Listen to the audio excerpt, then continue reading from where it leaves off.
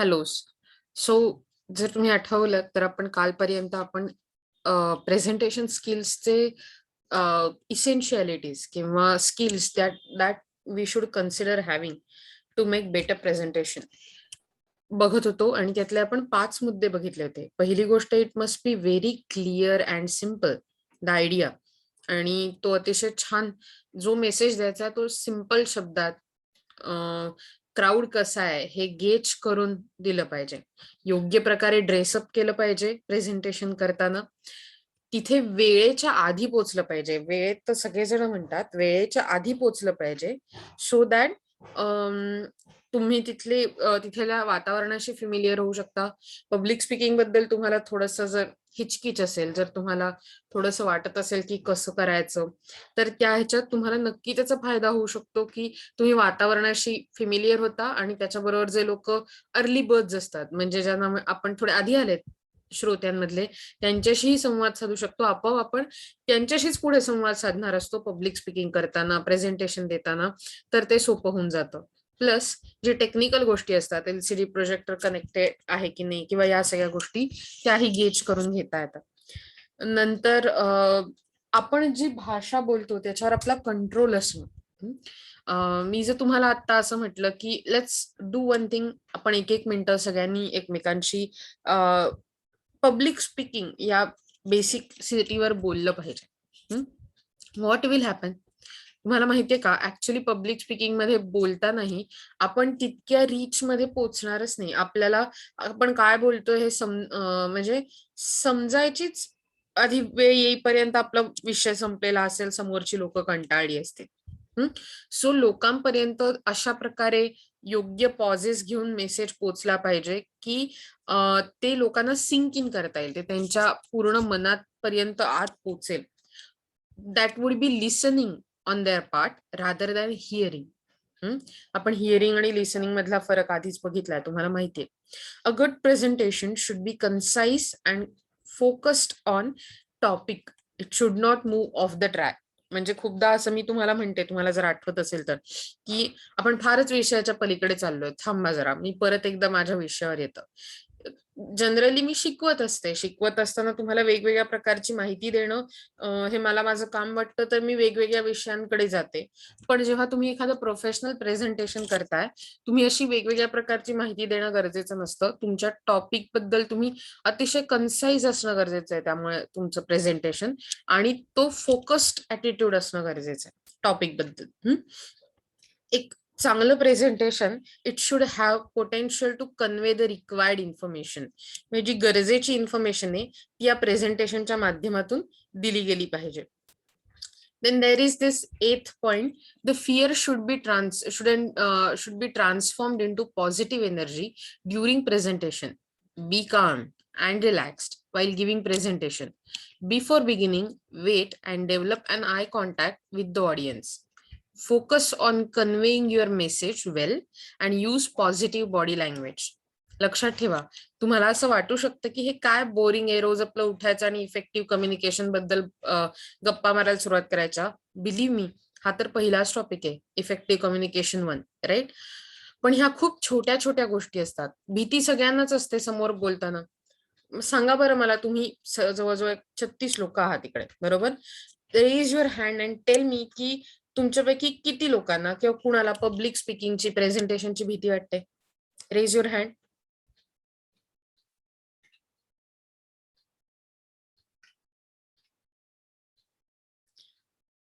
Public speaking किंवा असं आपण म्हणू की ओव्हरऑल कुठल्याही प्रकारे समोरच्याला सामोरं जाणं, या गोष्टीची, प्रेझेंटेशनची भीती वाटते मला.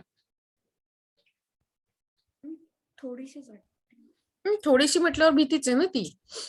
मी बघा, हळूहळू हे हात वाढत चाललेत, म्हणजे हात खाली नका करू, ओके? म्हणजे मला कळेल साधारण, आपण स्टॅटिस्टिक बघतो ना, इट्स लाईक पोल याला म्हणतात.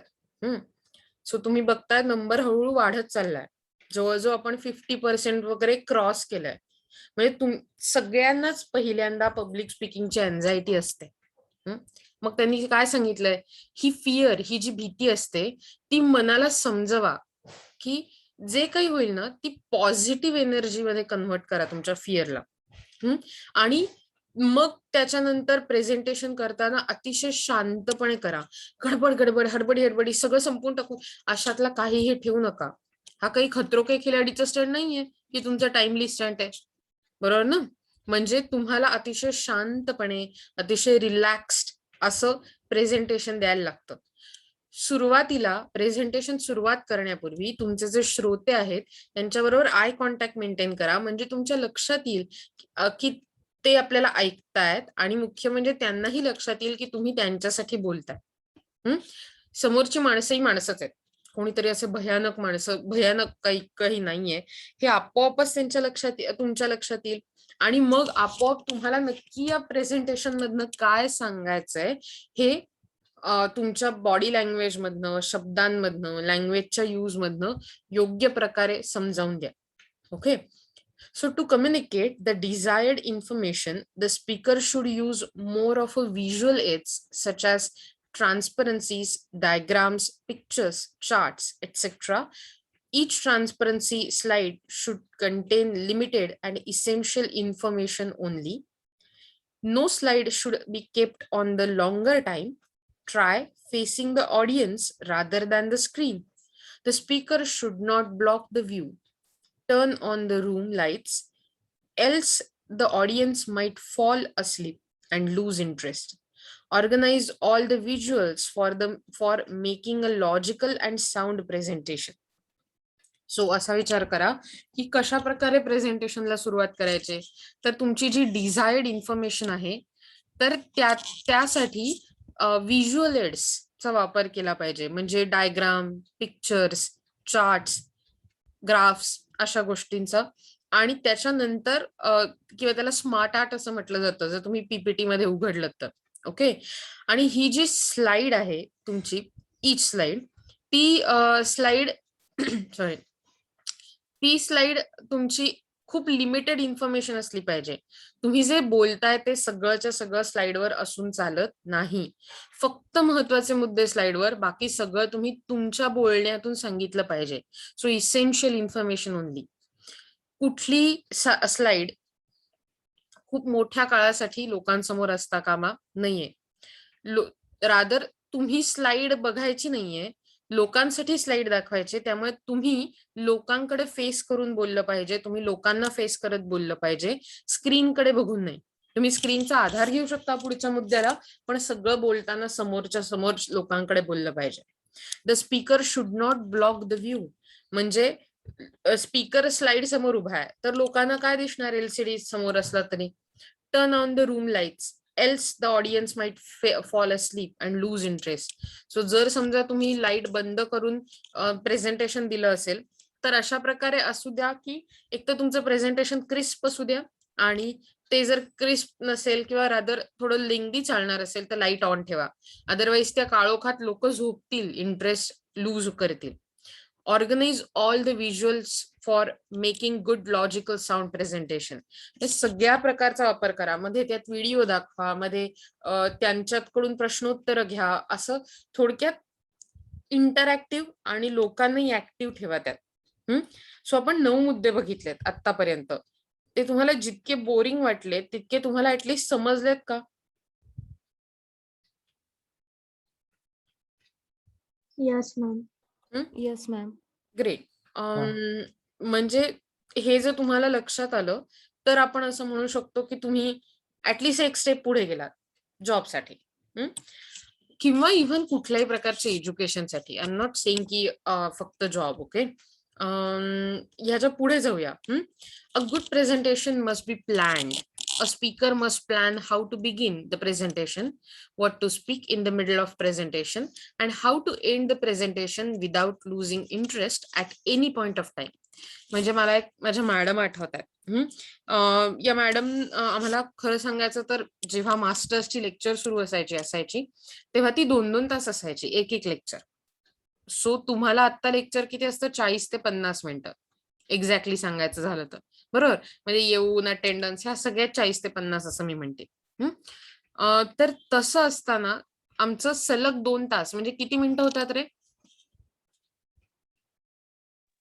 120. करेक्ट. 120. आता मी तुमच्याकडून एक पोल घेते तुम्हाला जर मी उद्या म्हटलं तुम्हाला ऑप्शन आहे 45 मिनिटं किंवा 40-50 मिनिटाचं लेक्चर की 120 मिनिटाचं लेक्चर. 120 मिनिटाचं लेक्चर लवकर पोर्शन पुरा होईल, जास्त वेळ शिकायला मिळेल. आणि 45 मध्ये कमी वेळात कमी कंटाळा कदाचित येऊ शकतो. सो तुम्हाला काय वाटतं? रेज युअर हँड ज्यांना असं वाटतं की 2 तास लेक्चर असावं. रादर दॅन 50 मिनिटं.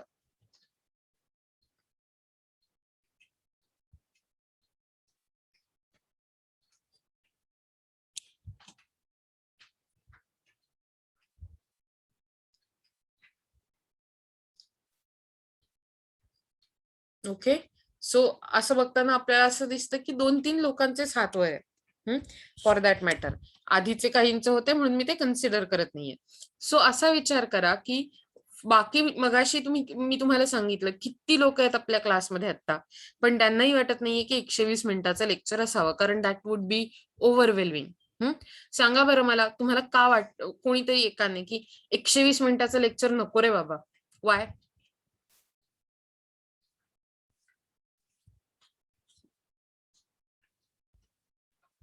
1 hour नंतरच बोर होतात. हा, एकदा पहिल्यांदा नुपूर सांग, मग आदित्य सांग. ओके नुपूर, हा बोल. मॅम कंटिन्यू राहिला की मग कंटाळा येतो, म्हणजे एक्झॅक्टली. आपली हिअरिंग ॲबिलिटी थोडीशी त्या बाबतीत, लिसनिंग ॲबिलिटी थोडीशी वीक झालेली आहे इतक्या सगळ्या काळात, बरोबर? आदित्य? 1 hour झाल्याच्या नंतर सर्व बोर व्हायला आपोआप सुरू होतं. एक्झॅक्टली, बरोबर. म्हणजे असा विचार करा की जर समजा आत्ताच मी 50 मिनिटं जेव्हा लेक्चर घेते तुमचं, तेव्हा तुमचं असं आलेलं असतं, मॅडम बस बस बस बस बस. मला इतकी खात्री आहे, जेव्हा मी इकॉनॉमिक्सचं लेक्चर घेत असते तेव्हा असं होत असतं लोकांचं, बस बस बस बस बस बस बस बस बस बस बस आणि बस. पण मी तुम्हाला माझ्या मॅडम बद्दल बोलत होते, आमची लेक्चर 120-120 मिनिटाची असायची आणि एकेका दिवसात त्यांची आमच्यावरच 2-2 लेक्चर असायची. म्हणजे 120 मिनिटं नाही, आणखीन पण पुढे 120, बरोबर? म्हणजे तुम्ही जर विचार केला तर टेक्निकली 240 मिनिटं आम्हाला त्यांना बघायला लागायचं आणि त्या आम्हाला बघायच्या. इट्स व्हेरी टायरसम एका माणसाला इतकं वेळ लक्षात घेणं. पण त्यांच्या लेक्चरला मला कधीच बोर झालं नाही, कारण त्यांचं लेक्चर इतक्या वेगवेगळ्या गोष्टींनी फिल्डअप असायचं. म्हणजे असा विचार करा की कधीतरी त्या लेक्चरला हँडआउट्स द्यायच्या. हँडआउट्स म्हणजे एखाद्या कॉपीज, हार्ड कॉपीज किंवा सॉफ्ट कॉपीज, आणि आम्हाला सांगायचे या वाचून आपण याचा केस स्टडी करूया, की जे आमच्या विषयाशी रिलेटेड असेल ऑब्व्हियसली. मग त्याच्यानंतर तो थोडा वेळ 15-20 मिनिटाचा गेला की ते थोडा वेळ लेक्चर द्यायच्या. मग ते अर्ध्या एक तासांनी मग परत असं म्हणायचं की ठीक आहे आता आपण थोडीशी एक व्हिडिओ बघूया. So everything was so field की तुम्हाला वेळ कसा जातो मग अशा वेळी समजत नाही, किंवा रादर थोडंसं असं म्हणू की आपण जास्त गुंग होऊन जातो. अर्थात ज्यांना शिकायचं असतं त्यांनाच, हेही तितकाच महत्वाचा मुद्दा आहे. पण मला माहितीये ग्रॅज्युएशनच्या काळात आणि पोस्ट ग्रॅज्युएशनच्या काळात खूप मोठा डिफरन्स असतो. तिथे मास्टर्स उगीचच लागत नाही, बिकॉज काठिण्य पातळी वाढते. आणि जे पुढे जाऊन तुम्ही मास्टर्स करायचा विचार करत असाल त्यांनी हे नेहमी लक्षात ठेवा की असा विचार करू नका की आता अरे 10वीत जसं होतं तसंच कॉलेजमध्ये आहे का, कॉलेजमध्ये आहे तसंच पुढे जाईल का, असं नसतं. So it's a spoon feeding. नाही, बिलकुल नाही. तिथे कुठल्याही प्रकारचं स्पून फिडिंग नसतं. म्हणजेच तुमचं लेक्चर, तुमचं प्रेझेंटेशन हे प्लॅन असलं पाहिजे. तुम्ही काय बोलणार आहात, तुमचा फ्लो कसा असणार आहे, तुम्ही शेवट कसा करणार आहात, हे सगळं प्लॅन करताना लोकांचा इंटरेस्ट लूज नाही झाला पाहिजे कोणत्याही पॉइंट ऑफ टाइमला. Then rehearse and practice the presentation. This will help speaker to be more confident and self-assured. The more the speaker rehearses, the better the presentation turns out to be. So जितकी practice तितके तुम्ही confident असता प्रेझेंटेशनच्या बाबतीत. And believe me this happens. तुम्ही खूप वेळा practice करा. कधी कधी असं अनरिअलिस्टिक वाटू शकेल की अरे काय किती बोर आहे, 5 वेळा कोण करतं प्रेझेंटेशन. तुम्हाला माहीतच झालेलं असतं की या स्लाइड नंतर हे येणार आहे, मी हा जोक सांगणार आहे. आपोआप तुम्ही तेवढे काम असता माइंड मध्ये. Okay, the speaker should encourage more questions from the audience. He should be honest enough to answer those questions. If biased question is put forth by the audience, re-articulate it before answering.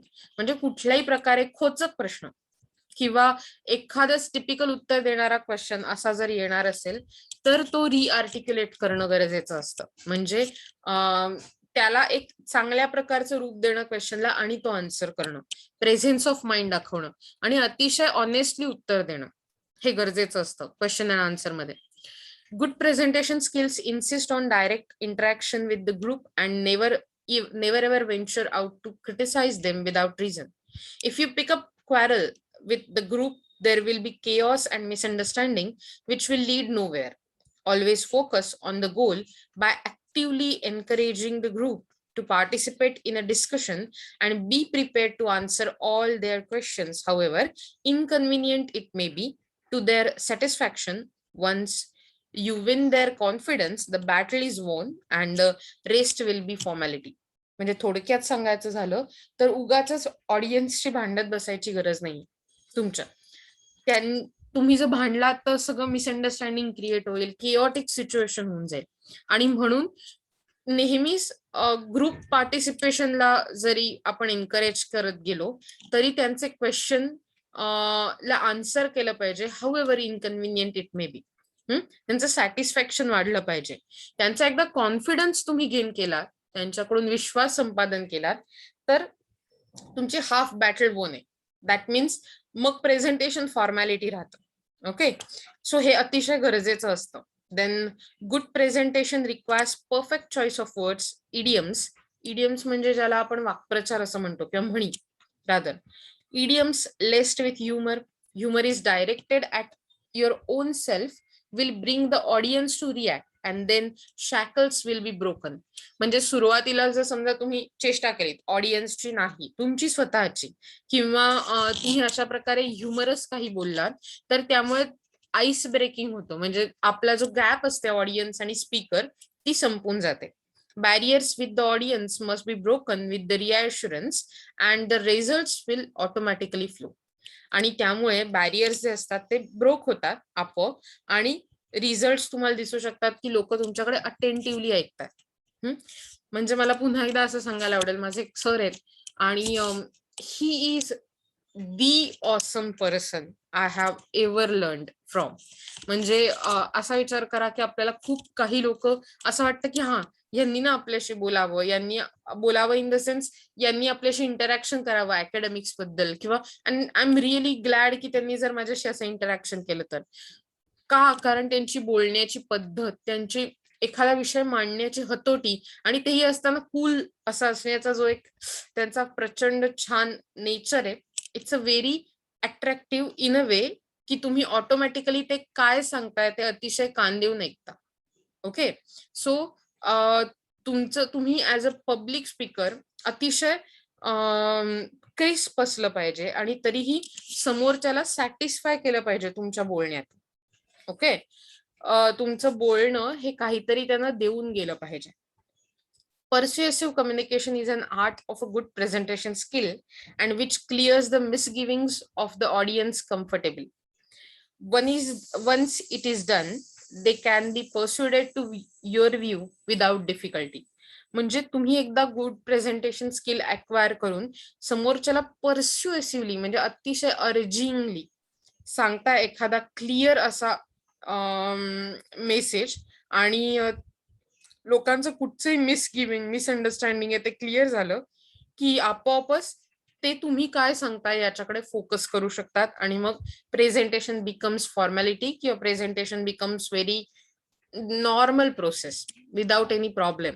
So हे आहेत, आपण असं म्हणू शकतो की हे जे सगळं आहे हे कशा प्रकारे प्रेझेंटेशन करावं, त्यासाठी काय करू नये आणि काय करावं याबद्दलचे टिप्स आहेत. ओके, अर्थातच तुम्हाला माहितीये की तुम्ही जर असं केलं असेल की प्रेझेंटेशन बद्दल ऐकता आणि मी एकटीच बोलते तर माझ्या राज्यात तसं चालणार नाही, नाही का? मग आता मी ऍक्च्युली तुमच्याचकडे हा प्रकार सोपवते की कशा प्रकारे तुम्ही मला एखादं चांगलं प्रेझेंटेशन करून दाखवू शकाल. ग्रुपने, नॉन ग्रुपने, सगळं करायचंय ते घरून काम करायचंय. ओके, कुणी कुठे जाऊन करायचं नाहीये. पण आहे का अशी तुमची तयारी कोणाची की मॅडम मी प्रयत्न करून बघते, हा एखाद्या कुठल्याही विषयावर, एखाद्या पिक्चर बद्दल सांगा, एखाद्या सिरियल बद्दल सांगा, एखाद्या प्लेस बद्दल सांगा, कुठले एखाद्या सामाजिक इश्यू, सोशल इश्यू बद्दल सांगा, मे बी विमेन फोर्टिसाइड किंवा असं काही तुम्हाला जे हवं असेल ते तुम्ही सांगा. अँड देन आपण असं विचार करू की ओके, जे प्रेझेंटेशन करतील आपण त्यांचं प्रेझेंटेशन ऐकूया आणि विल ट्राय की आपण त्याचं काहीतरी इम्प्लिमेंट करू शकू. तुमच्यापैकी असे कोणी आहेत का इंटरेस्टेड की मॅडम मी करून बघते हा किंवा बघतो? हा काही नाही, 4 स्लाइड हा पिक्चर कसा वाटला मला, 4 स्लाइड ही जागा कशी वाटली मला, तिथले फोटोज आणि असं मी गेलो होतो इकडे, गेले होते इकडे, असं वगैरे, किंवा ही रेसिपी मी कशी केली, ही बेसिक. मी कुठल्याही सोशल इश्यू बद्दल करा असं म्हणतच नाहीये. गुड. खरंच फक्त एवढेच लोक? मला तुम्हाला असं काय म्हणू, टोचून टोचून सांगायला लागेल की तुम्ही करा, तुम्ही करा, तुम्ही करा, असं तसं नको ना.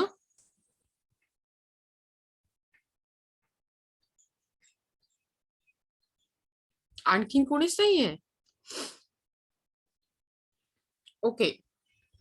आपण असं करूया की हे जे लोक आहेत ना, हे जे लोक, कूल, ग्रेट. सो आता ही जी लोक आहेत, आपण त्यांनी मला जरा लेक्चर झाल्यावर मेसेज कराल का? मला इथे 5 लोक दिसत आहेत, मी त्यांचं स्क्रीनशॉट मारून ठेवलाय. सो ह्या लोकांनी मला आल्यावर लक्षात ठेवा भेटायचं. भेटायचं नाही, सॉरी मी काय बोलतेय, तुम्ही मला लेक्चर संपल्यावर मेसेज करायचा. ओके. आपण काहीतरी खूपच इंटरेस्टिंग असं प्रेझेंटेशन म्हणजे तुम्ही करू शकता आणि आपण ते तुम्हाला हव्या असलेल्या वेळेत प्रेझेंट करूया. Is it okay? Good to go? Okay ma'am. आणि त्यातूनही कुणाला इथे हात वर करायची भीती वाटतेय आणि मला मॅडम जरा करावं असं वाटतंय बरं का, नंतर मी तुम्हाला मेसेज करू का, असं जर असेल तर तुम्ही मला कधीही मेसेज करू शकता. त्या बाबतीत याच 5 मुलांनी करायचंय असं नाही, या 5 मुलांनी नक्की करायचं आहे, पण अदरवाईज कुणीही करू शकतं. ओके, जस्ट मेसेज मी. आता आपण कम्युनिकेशन बद्दल इतकं बोलतोय ना, मग आता आपण त्याच्या पुढच्या लेव्हलला येतो, ज्याला म्हणतात बॅरियर्स टू इफेक्टिव्ह कम्युनिकेशन. म्हणजे इफेक्टिव्हली जे कम्युनिकेशनची प्रोसेस होते ती रन करण्यात असलेले बॅरियर्स. तुमच्यासमोर इंट्रोडक्शन आहे, please read it out so that आपण मला ती रिपीट नाही करायला लागणार, कारण it's a very fair and basic thing.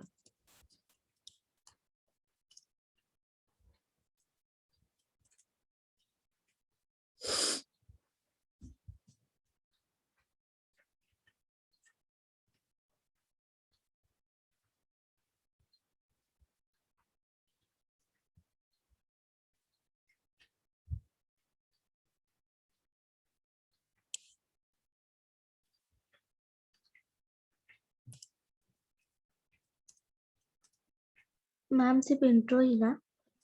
पुढचंही वाचा बरं. ओके.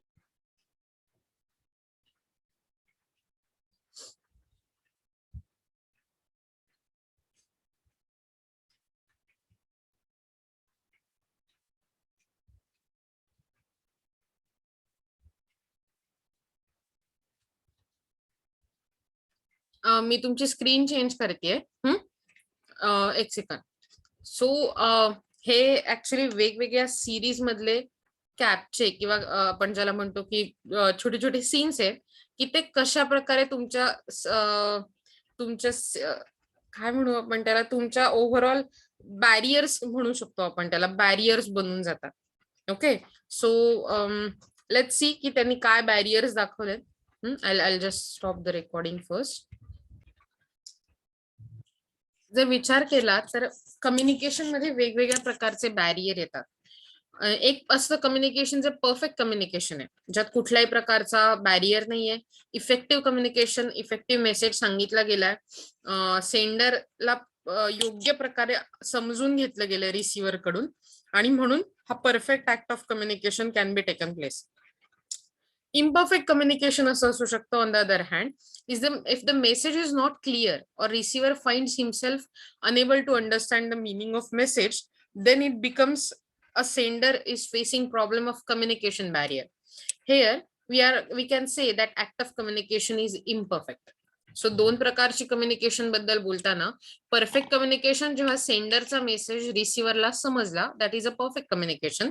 वेअरएज इम्परफेक्ट कम्युनिकेशन म्हणजे जेव्हा सेंडरचा मेसेज समजलाच नाही रिसिव्हरला, आणि मग काय होतं की त्यात बॅरियर क्रिएट होतो कम्युनिकेशन मध्ये. So there are variety of barriers. जर तुम्ही बघितलं तर की फिजिकल बॅरियर्स असतात, लँग्वेज बॅरियर्स असतात, कल्चरल बॅरियर्स असतात आणि सायकोलॉजिकल बॅरियर्स असतात. आपण यातले थोडे थोडे तर सगळे बघणारच आहोत, पण फार बेसिक गोष्टी असल्यामुळे मला असं वाटतं की मी तुम्हाला या सांगाव्यात आणि तुम्ही त्यानंतर रीड आउट कराव्यात, सो दॅट तुम्हाला जर त्यात काही शंका असेल तर ती आपण सॉल्व्ह करू शकतो. So physical barriers are the barriers that exist in the environment. Okay. Communication करताना एक्सटर्नल किंवा एन्व्हायरमेंटल बॅरियर्स जे असतात त्यांना फिजिकल बॅरियर्स असंही म्हटलं जातं. सो 3 नाव आहेत: physical barriers, external barriers, environmental barriers. Environmental barriers काय? Human beings do not communicate in vacuum. Too much humidity in atmosphere, light in excess, lofty temperature or bad ventilation are some of the environmental barriers in effective communication. खूप सोपी गोष्ट आहे. तुम्ही जर तुमच्या lecture हॉलमध्ये बसलात, वरती पत्र आहेत आणि जोराजोरात तळातर पाऊस पडायला लागला, मी काय शिकवते अगदी अमृतासारखं शिकवत असेल, अमृता म्हणजे मुलगी नाही, अमृत लाईक नेक्टर, असं जरी मी तुम्हाला शिकवत असेल, एलिक्झिर असंही म्हणतात त्याला, तर त्याच्यासारखंही जरी शिकवत असेल, इतकं म्हणजे अमरच शिकवते मी तुम्हाला फुल ऑन, पण तरी ते तुमच्यापर्यंत पोहोचणार नाही, कारण वरून तळातर आवाज येतात. So these are the environmental barriers. Cyclone, tsunamis, flood can play havoc with the communication network, making it impossible for people to reach out each other. Just विचार करा, तुमच्या फोनची गेलेली रेंज, नसलेला डेटा पॅक, हे सगळे एन्व्हायरमेंटल बॅरियरच असू शकतात. Okay. Then subjective strain due to bad health, too much mental stress, lack of proper sleep, consumption of medicines, etc., individuals find it difficult to speak, listen, or interpret correctly.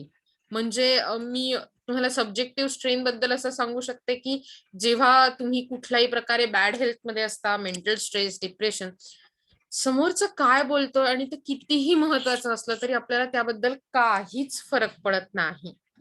Okay. आपल्याला असं होतं की I don't care, आता मला हा problem आहे. Okay. So यामुळे barrier create होऊ शकतो. मीडिया इग्नोरन्स म्हणजे human communication requires a medium or channel of communication. Either way तुम्ही बोलताय तर शब्द, व्हॉइस हे तुमचं चॅनल आहे. ओके. पण नाहीतर फोन, नाहीतर मेसेज, नाहीतर अशा कुठल्या तरी प्रकारचं चॅनेल वापरतं, पत्र. पण जर एखादा माणूस त्या चॅनेल बद्दल, त्या मीडियम बद्दल फिमिलियर नसेल त्या गोष्टीला, तर काय होतं की तो ते वापरू नाही शकत, आणि मग त्याच्यानंतर मग कम्युनिकेशन बॅरियर क्रिएट होतो. समजा निरक्षर, लिहिता वाचता न येणारा माणूस लिहायला बसला, पत्र लिहायला बसला, तर तो कम्युनिकेट नाही करू शकणार ना प्रॉपरली. नंतर नॉईज, जेव्हा नॉईज याचा अर्थ any random or persistent disturbance that obscures, reduces or confuses the clarity or equality of the message being transmitted. जर समजा माझ्या या रस्त्यावरनं, मी जिथून आता बोलतेय, तिथून सतत हॉर्न वाजणारे ट्रक गेले तर, so it will be too painful. तुम्हालाही असं होईल. किंवा जर माझ्या इकडे ड्रिल वाजत राहिलं ड्र असं constantly, okay, you will be feeling अरे काय मॅडम प्लीज आज तुम्ही लेक्चर घेऊ नका, हे सतत डोक्याला कटकट झाले. That kind of noise. Okay. कोणती एक्झाम्पल आहेत बघा. Loud music, clattering, typewriters, air conditioners, aeroplanes, train of traffic noise, technical problems in a public address system interrupts our conversation. Okay. So अशा काइंडचे. मग त्याच्यानंतर टाइम, म्हणजे तुम्ही टाइम बॅरियर हा जो आहे, किंवा जेव्हा टाइम बॅरियर काय असतो की जेव्हा 2 कम्युनिकेटर त्यांचा टाइम ऍडजस्ट करू शकत नाही. एक इंडियन स्टँडर्ड टाइम प्रमाणे बोलतोय आणि दुसरा माणूस अमेरिकेत आहे, सो तो युएस स्टँडर्ड टाइम प्रमाणे बोलणार. एक लंडनला आहे, सो तो मे बी युरो झोनच्या टाइम प्रमाणे बोलणार.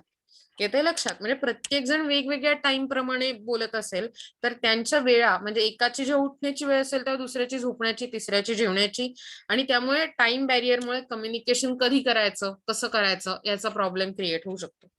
डिस्टन्स अगेन खूपदा कम्युनिकेशन ओरल कम्युनिकेशन मध्ये फेस टू फेस कम्युनिकेशन होतं. पण डिस्टन्स आता आपल्याला डिस्टन्स या प्रकारात किती सांगता येईल सगळ्यांना की नाही, की एकमेकांशी लांबून बोलणं तर कनेक्टच नाही होत. मी कितीतरी वेळा असं बघते की मला तुमच्यापर्यंत काहीतरी वेगळं पोहोचवायचं असतं, but I am not able to do that. Then faulty instruments, चुकीच्या प्रकारची वापरलेले ट्रान्समीटर्स, फोन, लॅपटॉप्स किंवा ज्या प्रकारचे इन्स्ट्रुमेंट वापरायचं आहे त्यामुळे कम्युनिकेशन हॅम्पर होतं. सो हे झाले फिजिकल बॅरियर्स टू कम्युनिकेशन. याच्या पुढे लँग्वेज बॅरियर्स आहेत. यातला काही तुम्हाला सेल्फ स्टडीचा पार्ट असणार आहे, तर तो पण डेफिनेटली बघून घ्या, मी तुम्हाला पाठवीन तेव्हा. आणि बाकीचं आपण कंटिन्यू करूया. ज्यांनी प्रेझेंटेशन करायचं असं म्हटलंय, ज्यांना करावं असं वाटतंय, मगाशी हात वर नव्हता, प्लीज एसएमएस नाही व्हॉट्सअप मी सो दॅट प्रायव्हेटला सो दॅट आपण त्याच्यावर बोलू शकू, तुमचा विषय फिक्स करू शकू. Okay, good to go. Yes, ma'am. Okay, cool. या लेक्चरचा अटेंडन्स व्हिडिओ टाकल्यावरती मग लावा त्याच्या खाली.